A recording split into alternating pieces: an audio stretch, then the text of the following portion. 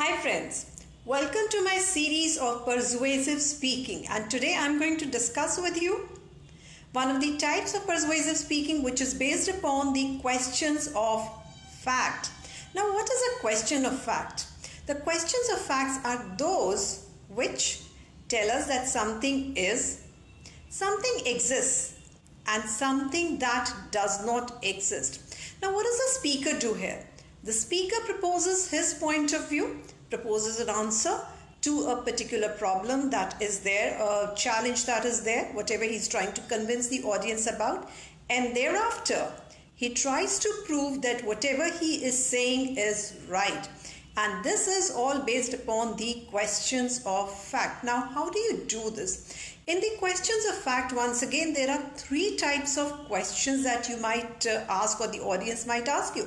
Number one is based upon historical evidence. Something, for example, the speaker can argue that Mohenjo-daro civilization or the Harappa civilization, did it exist or not?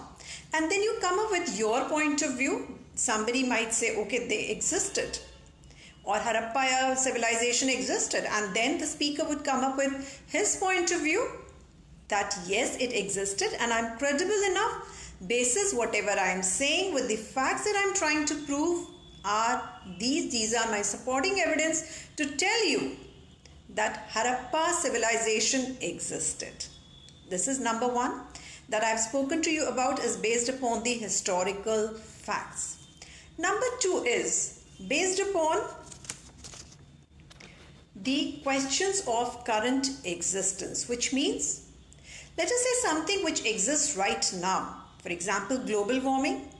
So, whether global warming really exists or not, we have been told. So then the speaker comes up with his point of view, says, yes, global warming exists, and basis what? So once again, he tries to persuade his audience or her audience to accept his or her point of view with the facts that he is going to provide now. Number three is questions based upon predictions, based upon the data, based upon the trends that is there in the market. Once again, the speaker tries to convince the audience that yes, whatever he is saying is right. Now let us take an example here. Let us say somebody wants to invest in the share market. Now, which company shares should this person go for? He does not know. So he goes to an investor, and he goes to somebody who takes care of the finances and says, I would like to invest. And then the person who is the master tells, I am following this company for so many days, for so many months, and this company is really going high. Why don't you buy shares of this particular organization? So it is all based upon the trends that the organization shows, and thereafter the person who would like you to invest in a particular organization shares that data with you. So friends, today I have shared with you how can you put your persuasive speeches in a place based upon the questions of fact. How can you prove to everyone in the audience that your persuasive speaking is good? Thank you so much, Krishnandan. Yes, of course, recent floods are one of the best examples of global warming.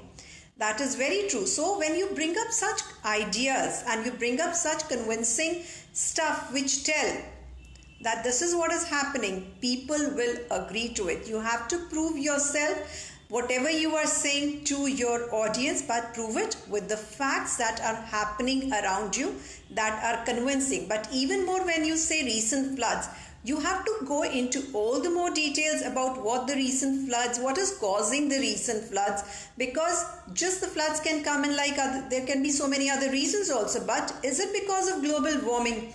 You need to prove that, and that is what persuasive speaking is all about. Because understand one thing, the people in the audience also know a lot. So make it a point that you do your homework well whenever it comes to persuasive speaking. So friends, today I have shared with you about one of the types of persuasive speaking, which is based upon the questions of fact. In case you have any questions, feel free to write them in the comment section. I would be more than happy to answer your questions.